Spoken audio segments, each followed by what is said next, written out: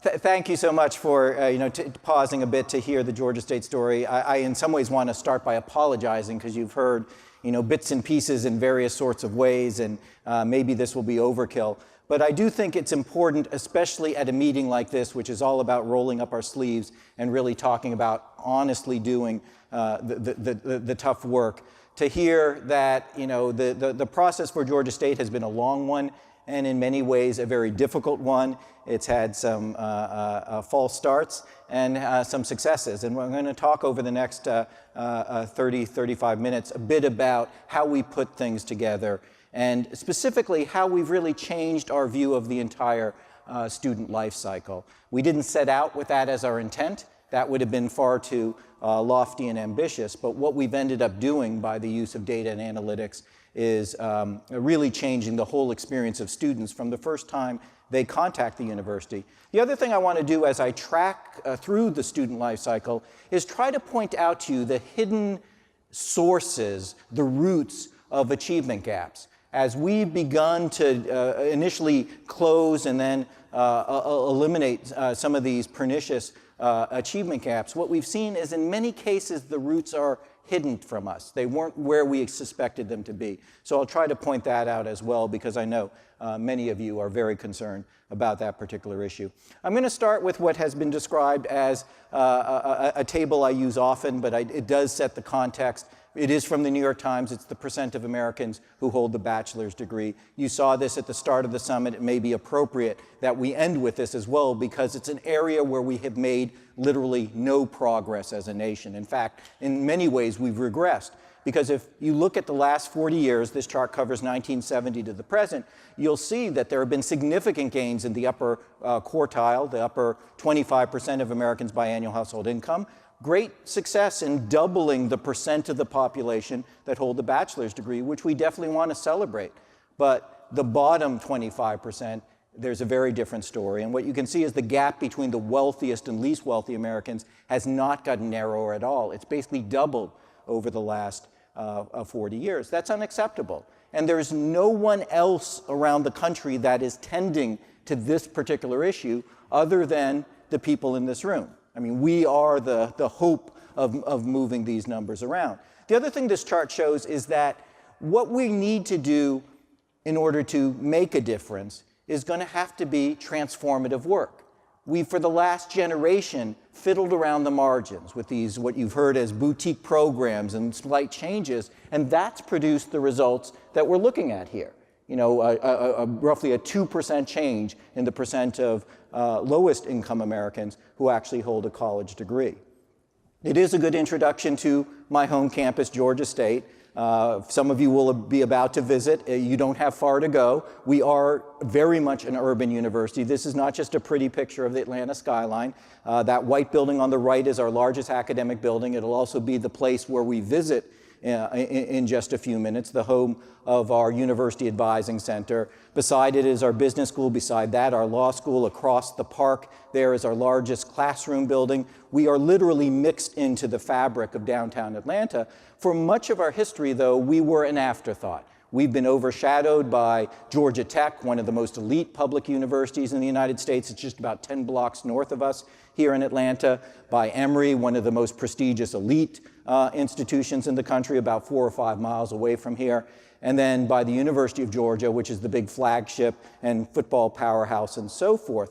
For much of our history, we've been the sleepy commuter school that served the students who couldn't get into those other institutions. And if there's any claim to fame that Georgia State has historically, it may be our geography. I don't think we've quite acknowledged this enough, especially over the last couple days. You all know that we just hit yesterday the 50th anniversary of the assassination of the Reverend Martin Luther King. But we really are having this conference, this summit, in an appropriate location within the shadow of where the Reverend King lived and worked. And indeed, Georgia State has had the interesting historical distinction of having a National Park Service historic district slice our campus in half. In fact, the building you'll be visiting is right on Auburn Avenue, part of the Auburn Avenue Historic District, which celebrates the life and work of not just the civil rights movement in general, but specifically the Reverend Martin Luther King. The office I work in every morning is about 4 blocks from that red brick building. That's Ebenezer Baptist Church, where the Reverend King and his father before him were both pastors. Down a few blocks after that is his gravesite, and then the mustard-colored house is his childhood home. So Georgia State and where we work and where our students study is basically ground that is infused with historical significance. But for much of our history, we didn't live up to that legacy. We were segregated well into the 1960s, so think of the sad irony there, that this Nobel Prize winning civil rights leader is living a few blocks from this institution that itself is the embodiment of the problem. But even much more recently, these were our so-called success rates. These were our 6-year graduation rates as of a little over a decade ago. Overall, about 30% of our students were graduating, and we were a poster child for the achievement gaps. Year after year, semester after semester, you could bank on the fact that the white students would outperform the students of color, that the middle and upper income students would outperform the low income students, that the students from families that had already graduated from college would outperform the low income students. You wouldn't even have to run the numbers. You just knew that that would be the case. And what makes Georgia State's story exceptional in some ways, hopefully a little bit inspirational for some of you who are listening, is the fact that demographics would not suggest that Georgia State would be the place of a turnaround. For one thing, we were becoming much, much more diverse as an institution. Over the last 15 years, we've moved from a majority white institution to a federally designated MSI, minority serving institution. Now, almost 70% of our students are non-white. We have no majority population. Our largest group are our African-American students, about 39%. Our 2 fastest growing groups are Latino and our Asian-American students. So this rough mix of all kinds of students from all kinds of backgrounds, which wouldn't suggest to the pundits that Georgia State would be a place where graduation rates might be radically improving. The other demographic change that characterizes this time period is that our students became a lot less well-resourced financially. So in a 5-year period, basically from the early part of the recession to its peak, we doubled the number of Pell students we enroll at Georgia State. The recession hit Atlanta particularly hard. We were a boom Sunbelt city beforehand, and we went bust. At one point, Atlanta had both the highest default rate on home loans and the highest unemployment rate of any urban area. But the reality, as we all know, is those sorts of economic downturns don't hit all Americans equally. And for the most part, the sons and daughters of Georgia Tech and Emory and University of Georgia were not hit nearly as hard as the kind of families that send their students to Georgia State. And so we had this huge increase in the number of low-income students we enroll. Just to put this in some kind of perspective, this year at Georgia State, we're enrolling about 26,000 Pell students. The entire Ivy League combined enrolls about 9,800. So Georgia State is educating almost 3 times the number of Pell students as all the Ivy League institutions combined. Again, that tells me it's not going to be business as usual, and it's not going to be making changes around the margins that is going to lead to a positive transformation. We are going to have to think about some fundamental changes in the way we work and the way we operate. And oh, by the way, a couple other details over the last 10 years. We have not been getting more selective. That's often the suggestion is, well, maybe you're getting better students. By just about every objective measure, we have broadened and opened our access to allow more students to enter and seen a drop of, over the last 10 years, over 30 points in incoming SAT scores. You usually won't see the head of enrollment at a research university standing up in front of a crowd saying, right, our SAT scores are down by 33 points. But it is part of being honest about the dynamic here and what's going on. And we made a moral commitment to the families that we have historically supported at Georgia State that we wouldn't turn our backs on them. The admissions requirements at Georgia Tech, University of Georgia, and of course Emory are just ludicrously competitive. The average incoming SAT scores this past fall at Georgia Tech were something like 1460, 1470, average. Average high school GPA at University of Georgia this fall, above a 4.0. So that's good for the 1% of the high school population that's the very top in the state of Georgia. What about the rest? And so we've increased the size of the institution, increased our admissions opportunities, and grown access. And one other reality I'll just put on the table is we're not doing this with more resources. And you heard from our good friend Bill Moses from Kresge this morning.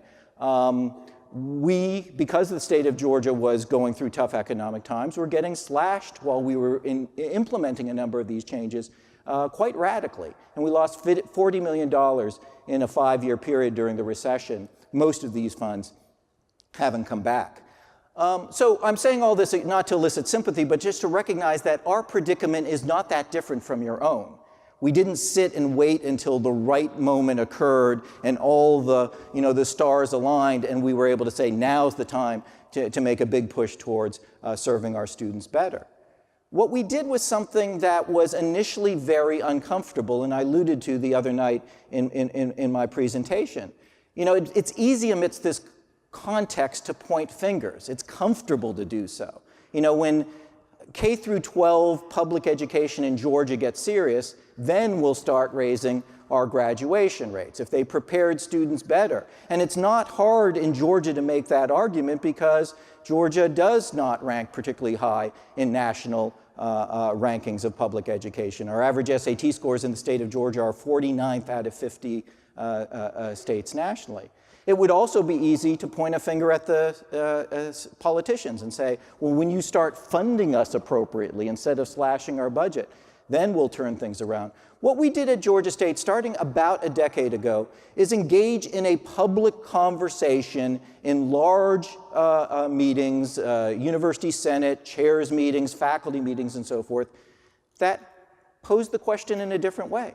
Are we the problem? To what extent are we and the things we do as an institution serving as roadblocks and obstacles to the success of these students who come to us with dreams and at least 70% leave with debt and very little to show for it? We became a lot more adept and committed to using data. We began to look at what we were doing and the data-based impacts these things were having. And we began to pilot interventions, initially small scale, but then finding the things that worked and scaling them up. So I'm going to quickly walk you through the student life cycle and just talk about the ways in which the Georgia State student experience has really transformed over the last 10 years.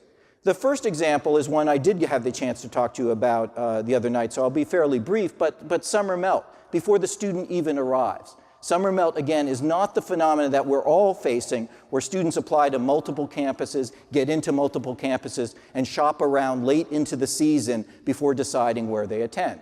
Almost all universities, especially non-elite universities, have declining yield rates because of that. Common App is part of the reason for that. What summer melt refers to in this context is something far more insidious than that. These are students doing everything right. They're graduating from high school, they're applying to college, they're taking the SAT, they're getting into college, they're confirming they're going to attend, and then they're never showing up for college. And what we saw at Georgia State happening was year after year after year, that number of confirmed students who just didn't show up kept growing. And when we put the mirror on ourselves, it was clear that this was our own doing. It wasn't the students' fault, it wasn't the high school's fault, it was us. Because we had set up all these obstacles to, in the time period between the completion of high school and the beginning of fall classes, that tripped up students. And what was worse about it, these things didn't trip up students equally. They disproportionately tripped up low-income students, first-generation students, students of color. Students who, on average, didn't have the support system to help navigate these obstacles. We talked the other night about not just the FAFSA, but the verification process, or things as seemingly neutral as requiring immunization records, all of which, when we began to look at the data, produced disproportionately negative results for the students who were most in need of our support and our help. And what we ended up with were data that looked like this. For the summer of 2015, we were able to track almost 300 students who 12 months after being committed and in many cases registered to begin classes at Georgia State hadn't attended a single day of post-secondary work anywhere across the United States. And these students, as you can see, were mostly non-white, mostly low income, really good students. Again, students doing everything that we asked them to do, and the institution is letting them down by creating all these obstacles. So what's encouraging about that one example, which we explored the other night, is the fact that in a relatively short period of time with relatively low-cost interventions, we were able to make a significant difference. The one that gets the most attention is this whole introduction of a chatbot, which was wildly successful in its appeal to our incoming students and their use of this platform. What I didn't have the chance to talk about the other night is the fact that one of our strategies at Georgia State as we pilot and launch new initiatives is to make sure we're collecting the right data to inform us about what to do next, but also the right data to build consensus and buy-in from what is often a skeptical group of stakeholders, staff, faculty, administrators, and so forth on our own campus. And so when we launched this initiative in 2016 to use a chatbot for the first time, we contracted with Lindsay Page, a researcher now at the University of Pittsburgh, who's quite famous in this space for doing research. She co-wrote a very good book called Simply Summer Melt, so that she could run an RCT as we were scaling this up, and also do an evaluative study of the impact. And what she found is interesting, especially when it comes to achievement gaps. From a database perspective, looking at the outcomes, she found that students overall benefited from having this 24/7 tool at their disposal to answer questions. But the biggest benefits came from students from underserved backgrounds. These are the students without parents and uncles and brothers and sisters and aunts and so forth who can tell them, oh, this is what you do to fill out this form. Or if you don't know the answer, this is how you track down where the answer can be found. And instead, the chatbot played that role. In her evaluative study of this pilot, she found something interesting as well. One thing that wasn't surprising is that 17-year-olds love to text, right? So providing them a platform where they can interact and get the answers they need via texting made a lot of sense. But what was surprising is she found a couple things. One is that a number of the students she talked to admitted to the fact that they asked questions of the chatbot they wouldn't have asked of a human being. One of the barriers to first-generation low-income students getting the support that we provide on our campuses is they often blame themselves for not knowing the answer and assume they're the only one that doesn't understand and are reluctant to raise their hand in a tour or go to some office and say, I don't know how to do this. And so this provided a disproportionately positive way for students to get answers who otherwise might not have raised their hand. The other thing she found is it was a positive from a mindset perspective. We have this view that technology is somehow depersonalizing and will make students less likely to feel engaged and part of a community. But what she heard from a number of the students who used the chatbot is it made them feel empowered because it made them understand the dynamic that they were solving the problem. In the past, they had to find somebody to solve the problem for them, and several students said, this was kind of like a tool. And it was a tool provided for me, and I was able to work through it. We talked about Austin the other night, the first-generation student who had the mix-up with his scholarship being assigned to him, and he said just that. I felt good because I had solved this problem myself. And the results, as we touched upon briefly, were dramatic, and they improved a little bit more for this past summer, the summer of 2017. It wasn't the students who changed over this time period, right? These are the same students with the same problems as a year before, but we changed the way we interacted with them, and it made a big difference. Talk about another challenge, getting students off to a good start. As we got better and better at looking at student data, we began to get better and better at predicting which students would come to Georgia State and struggle. We got to the point where we could predict with a good amount of accuracy a subset of students who would come to Georgia State and after 1 year only be retained at about a 50% clip. Here I'm not talking about remedial students. I'm talking about students that the state of Georgia has certified as fully college ready. But we began looking at pre-enrollment data. I should be very clear here. I'm not talking about racial data. I'm not talking about economic data or ethnicity. What we looked at is academic data. what did specific grades in specific courses from individual high schools mean? You got a B grade from this particular high school in 11th grade math once a student came to Georgia State and took freshman year math. As we get better at those type of analytics, we began to identify a subset of students. These students really were being admitted to the university under false pretenses, because we were giving them the same sales pitch as any other student, but as we became more knowledgeable about their likelihood of success, we really should have been telling them a very different story. And at some institutions, the next move would be, great, you have this data, now we know who not to admit. Absolutely not what we concluded at Georgia State. What we started doing a little over 5 years ago is admitting them through a different pathway. The students we identify as academically at risk but admissible to Georgia State now get a different admissions letter. It says, welcome to Georgia State for the fall. One condition, you have to come for the summer beforehand. This is not a remedial program.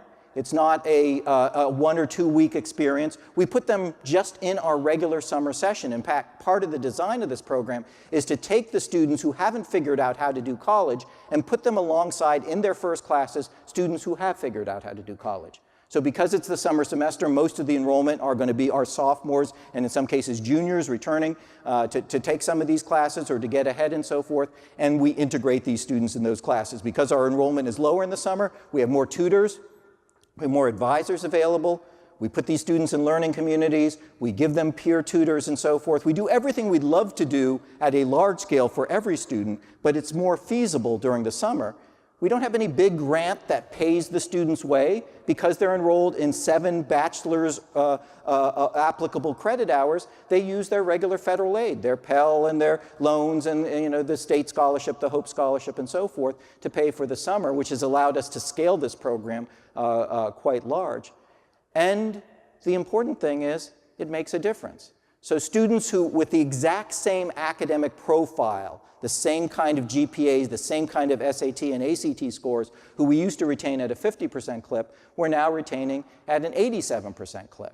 That alone is a turnaround of about 150 students, again, mostly underserved students who are enrolled 1 year after their first class, who in the past had already dropped out or stopped out. And because this program is now 5 years old, we've begun to track graduation data for these cohorts. And what we found is the first group of students, the first year we ran this program 5 years ago, are now graduating at a higher rate than used to be the 1 year retention rate for their colleagues just a year before. Not the students who've changed, it's the institution that needed to change. How about this ridiculous challenge we put in front of students of choosing a major? I mean, the reality is at most of our institutions, we overwhelm students with choices and we provide them little context to make informed decisions. Georgia State offers about 100 undergraduate majors. A couple days ago up here was Michael Crow. I've heard a rendering where ASU, by some accounts, has up to 500 different majors, minors, programs, and so forth that undergraduates can choose among. Fantastic when it comes to presenting the brochure and publicizing all you offer, but devastating when it comes to student progress, especially for students who come in without any basis for making an informed decision. We ran data 6 or 7 years ago at Georgia State and found that the average Georgia State graduate, these are our success stories, going through 2.6 majors before they graduated. Well, low-income students can't afford to go through 2.6 majors, right? Every time they switch majors, they're creating added credit hours, wasted time, added debt load, and a subset are dropping out without anything to show for it. But whose fault was that? You know, we're bringing, this was the system we had developed over many decades at Georgia State. We would bring students into orientation, put them in a room like this, 200 at a time. We'd have a couple advisors available. They'd float around the room and so forth. And then and this was the real magic. We would tell them, pick something. You know, pick a major and then cobble together 5 or 6 classes. And they were very obedient. They did that. They picked a major in 5 or 6 classes, but as we all know, if we face reality, it was totally uninformed, right? And what would happen is a student would say, oh yeah, I want to be an accountant, until they got 3 semesters into the program and say, oh, that's not what I thought at all. I want to be in marketing, and then that was no more informed, and they would bounce around and be off path. So we've totally changed the way we onboard all students with regard to academic programs. For one thing, we now have this portal that we expose students to as soon as they're admitted to the university that shares with them live job data from the metro Atlanta area. If a student has indicated, as in this case, they're interested in nursing, we show them live job data of how many jobs are listed this morning. What's the starting salary if you have an associate's degree? What's the starting salary if you have a bachelor's degree? What's the average time to degree at Georgia State for completing the program? Because we want the students to begin to think about the longer-term implications of the choices they're making. But like Amazon or Netflix that spin off other alternatives, you know, you like this book or movie, you'll like these other things, we're also doing that with regard to this portal. You're interested in nursing, you may be interested in the fact that we offer a BS in health informatics. We offer a degree in health management. We offer a degree, an associate's degree in radiologic technology. I didn't know till I looked at this portal that there are as many jobs in radiologic technology in Atlanta every day as there are nursing jobs, and the starting salaries are comparable. Well, if I don't know that and you don't know that, what 17-year-old, especially a 17-year-old from a low-income first-generation background, is going to know that? So get the students to begin to think about these implications from the beginning. And what we've started doing now is every student, undergraduate, as they start at Georgia State, is in a learning community. Our model is 25 students in a community, and they take all of their first semester classes together, 5 to 6 classes. We found that that is a way of building community for low cost. We were talking this morning about some of the issues of students feeling not belonging, feeling alienated from their campuses. Here's a really inexpensive way of helping to combat that.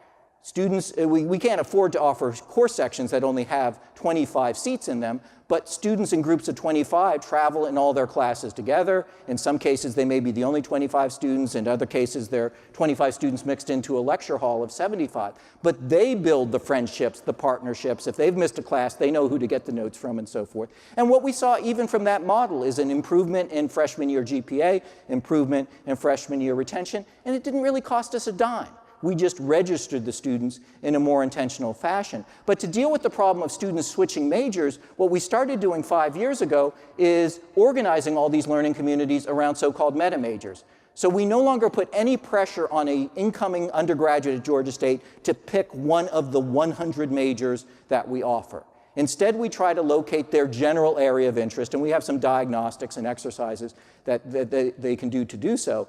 Are you interested in business, STEM, education? If so, we find 24 other students who are interested in the same field, and they travel in all their classes together. That helps us organize the learning communities to be more foundational to the coursework a student needs to do, right? Because it's building the basic courses a student needs for that major. But more than that, it allows us to push programming at the students. So this past fall, we had something like 27 learning communities just for students interested in business. Well, business faculty offered the orientation class for those learning communities. They offered open houses in the department so students could see and meet faculty from the different areas. They did alumni panels and lecture series so that by the end of the first year, students are able to make an informed decision of if they're interested in business. Do I want to go into accounting or finance or marketing or whatever? So does this change? Again, almost no cost.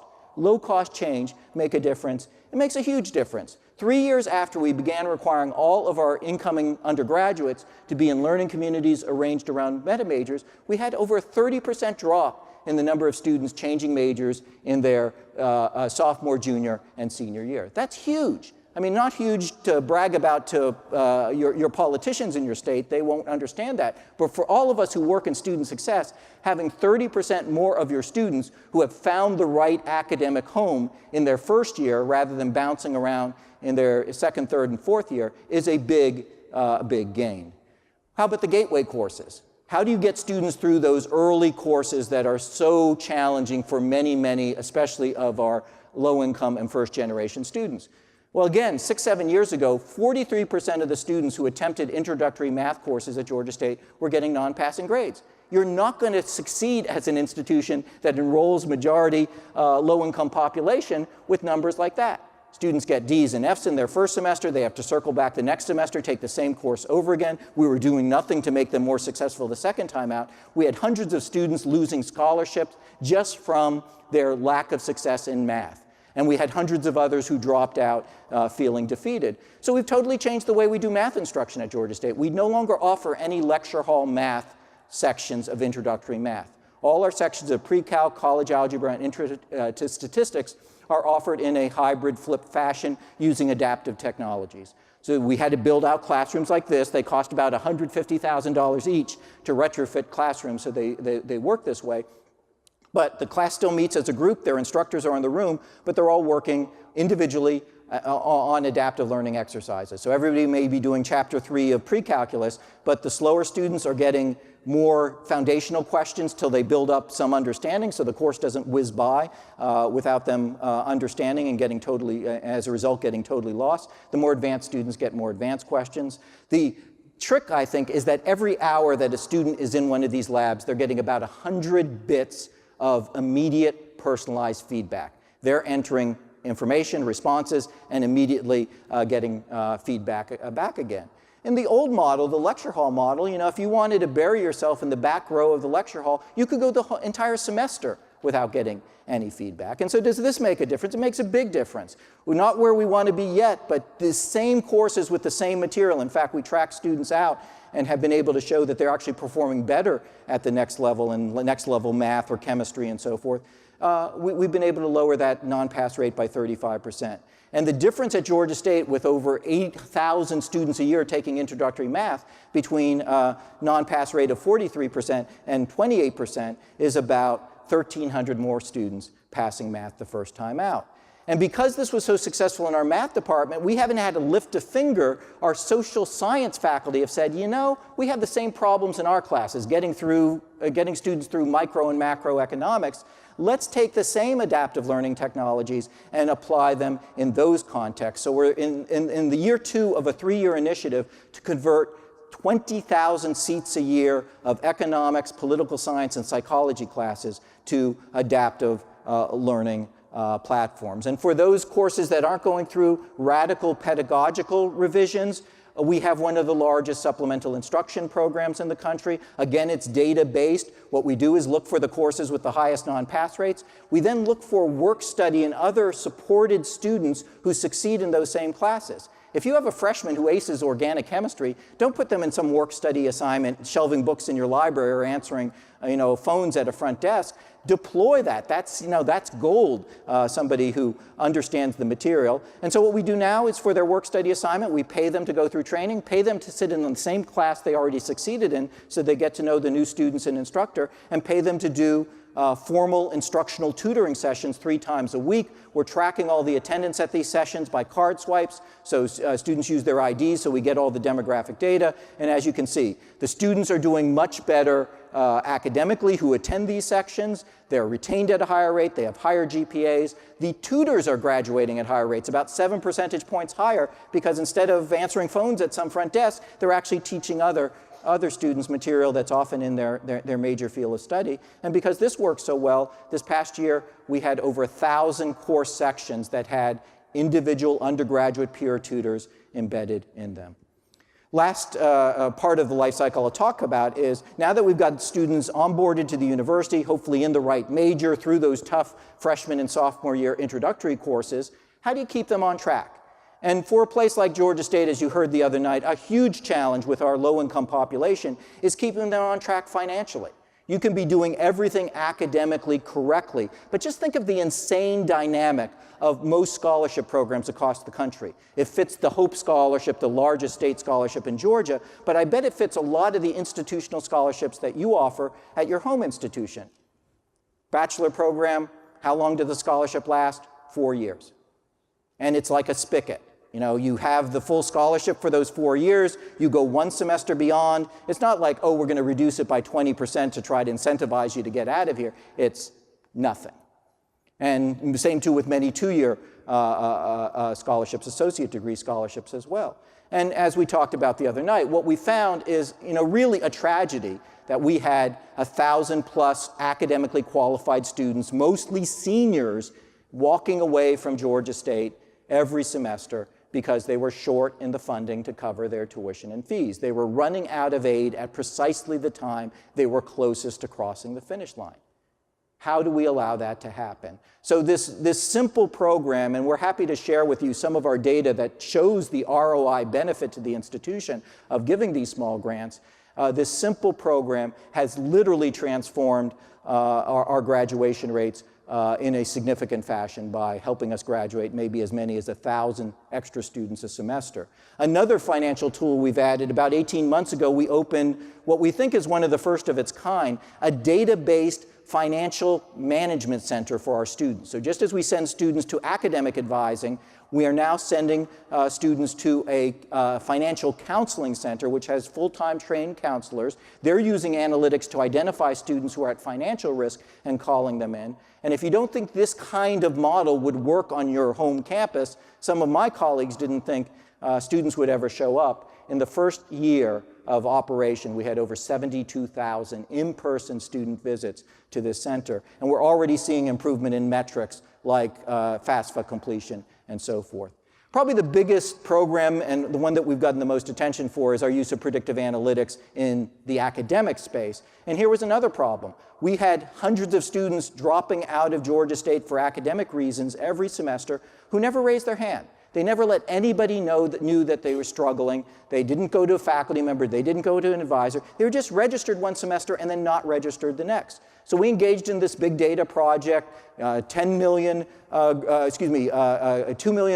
grades that we looked at, 140,000 student records. The goal was very simple. We were trying to find in the historical data academic behaviors and decisions that correlated in a statistically significant way to students dropping and flunking out of the university. We thought we'd find a few dozen. We actually identified 800. And what we've been doing for almost 6 years now is tracking every Georgia State student every single day for all 800 risk factors. A lot of what we found is this is just common sense interventions that we're finally delivering to our students systematically. So we have these nice maps. This is the map for our BS in chemistry. We had never been monitoring whether students were on path and taking the right courses. And if they fell off path, we were never revising them, the map to help them decide what to take next. Now we're looking at all registration records, comparing it to the student's academic map, and seeing if they're signing up for the right classes. It used to be a student would sign up for the wrong class. When we would discover it would be 6 months after they finished the class, when they stumbled in and talked to somebody who said, you know, back fall of 17, you took the wrong course. Now you need to go back and take the right course. Now we're making literally thousands of corrections before the first day of class to help students get into the right course. You heard about this from my colleague Allison Calhoun-Brown the other day, but we're looking at really simple things, like how predictive it is to look at the first course that a student gets in his or her major. If a student gets an A or B in political science, they're graduating from Georgia State on time at above a 75% clip. They get a C in that first class, they're graduating on time at a 25% clip. How wrong-headed are historical behavior at Georgia State? It's not just that we didn't do anything with that C student, we misled that C student. We told that student officially by our policies, you got a C in the introductory course, you're now ready to go on and take upper-level work in political science. Which of us in this room with a straight face could say a student, you're ready to take upper-level coursework when your chances of succeeding are 25%? So why mop up after the fact? Why let that student go and have a 75% chance of getting Ds and Fs and losing scholarships and so forth? Intervene at that moment. Diagnose the problem. What's going on there? Maybe it's academic, maybe the student's working 40 hours a week, but let's try to get the help to the student while it's still early enough to make a difference. And what we found after now 6 years of this program is that the interventions that float to the top are just common sense interventions. Everybody in this room knew they were important long before anybody used predictive analytics and big data. But we've never, prior to this, been intervening systematically. I mean, think of the example of students dropping and withdrawing from classes in the middle of the semester. How many of your institutions actually stop at that point and say, let's talk at this moment to see if it's a wise choice and to see what's going on with the student?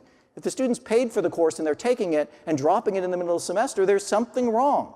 They're going through, they're feeling academically overwhelmed, they're going through financial issues, personal issues. Intervene then instead of what we tend to do, which is 9 months later, somebody will ask, why back a couple semesters ago did you withdraw from that class? And all these advising sessions are connecting students into live job data so they can see the implications of what they're choosing in courses and majors to careers afterwards. The trick with all of this is scale. And over the last 12 months at Georgia State, we've had 52,000 one-on-one meetings with our students that were prompted by alerts coming out of this analytics platform.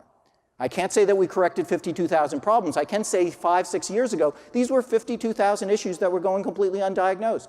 Students were signing up for the wrong classes. They were underperforming in prerequisites. Nobody was lifting a finger. We were expecting our mostly low-income, first-generation students to have diagnostic powers that we as an institution were not willing to have ourselves.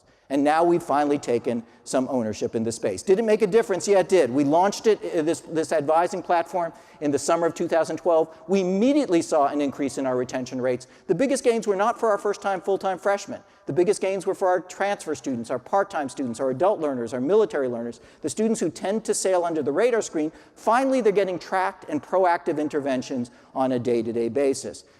We've seen a significant decline in time to degree. So again, we launched in 2012. Look at that line. It was moving not at all. And these are the average number of credit hours students have amassed who get bachelor's degrees from Georgia State. And once we had this system in place where we took ownership and said we have to advise students in a positive fashion, we have cut almost half a semester off the average time to degree. If you think that doesn't matter to your students, this is what it translates to at Georgia State.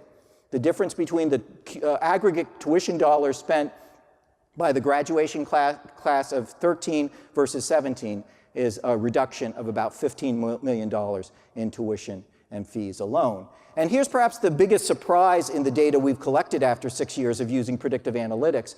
The harshest criticism I heard from my colleagues and faculty when we launched this platform was, I remember after doing one presentation about what we were planning to do, a faculty member stood up and said, "Oh, I see what you're doing. You're creating a system for moving students to easier majors." The premise being, if we're using data and analytics to advise students, they'd all end up taking the easiest courses and the easiest majors. Well, now we have a proof point here, hopefully of some use to you on your home campuses. We have had over 200,000 interventions over 6 years that were prompted by this new predictive analytics platform. Our 2 fastest growing majors, computer science and biology. Nobody thinks those are among our easiest majors. Every year since we've had this platform in place, we've set new records for the number of students of color and low-income students who are actually completing STEM degrees.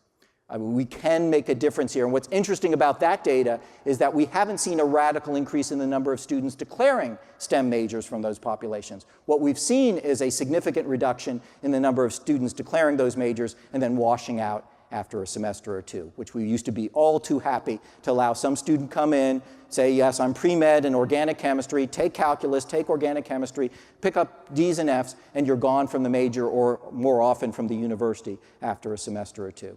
And if you don't think this will work at the 2-year level, we have been consolidated over the last 2 years with the largest community college in Georgia, Perimeter College. So we are now applying all these same programs, the Panther retention grants, the meta majors, the predictive analytics-based advising to the 2-year students, over 20,000 students.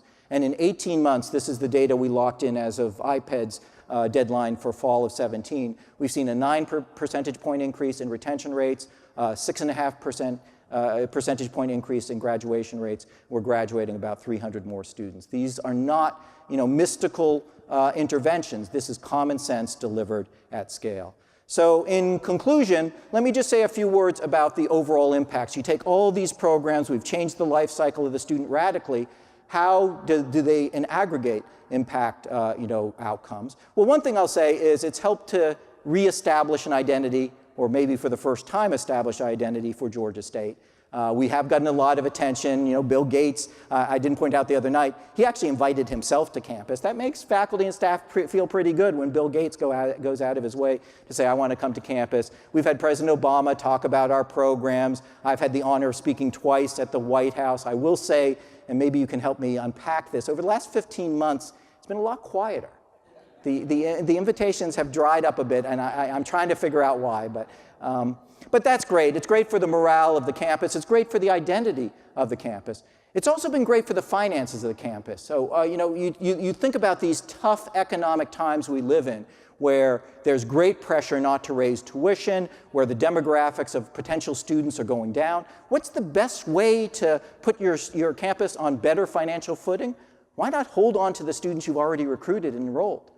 At Georgia State, every 1% we increase our retention rate, that's holding on to additional 300 students. And we work with our CFO on campus. What was the average bill paid by a Georgia State student last year? It was about $9,800. So you do the math there, you're talking about every 1% you increase the retention rate, you're generating about $3 million in additional revenue, at least at Georgia State. And we haven't increased our retention rate by 1 point. We've done much better. This is the real reason that we're doing these things, not for the attention and certainly not for the dollars, but because they make a huge difference with our students. I mean, despite the fact that we've gone through demographic shifts, becoming far more diverse and becoming far more low income, factors that would tell most of the pundits our graduation rates and our success rates should be going down, we're graduating almost over 2,800 more students than we were just 6 years ago. That's a 67% increase. And even better, if you look over that time period where the gains have come from, we're up 67% overall in degrees conferred, but we're up over 100% in degrees conferred to African American students, almost 30% to low-income students, and 160% to Latino Hispanic students. It's not because any one of these programs is geared specifically to any one of these populations. You haven't heard me once mention the Black male initiative or the Latino. All of what we've done, once we've found problems, is to scale these changes so that they impact all students. But what we found is the students who benefit from more and most from these changes are the students who struggled the most under the insane bureaucracy we had in the past. And those graduation rates we started with 30 minutes ago, hovering around 30%, they're not where we want them to be yet, but they also haven't increased incrementally. They've increased exponentially. We've doubled our graduation rate for our Black students. We've almost tripled it for our Latino students. We've more than tripled it for our Black male students. Our graduation rate as we launched these initiatives 10 years ago for African American males was 18%. It's now 56%. Okay? And we're doing it with fewer resources in many ways. And what is truly exceptional is we don't have achievement gaps anymore. For each of the last 3 years, our Black students, our Latino students, our first-generation students, and our Pell students have graduated at or above the rate of the student body overall. It's not some magical, mysterious, pot at the end of the rainbow. This is something we can do by just scaling common sense change.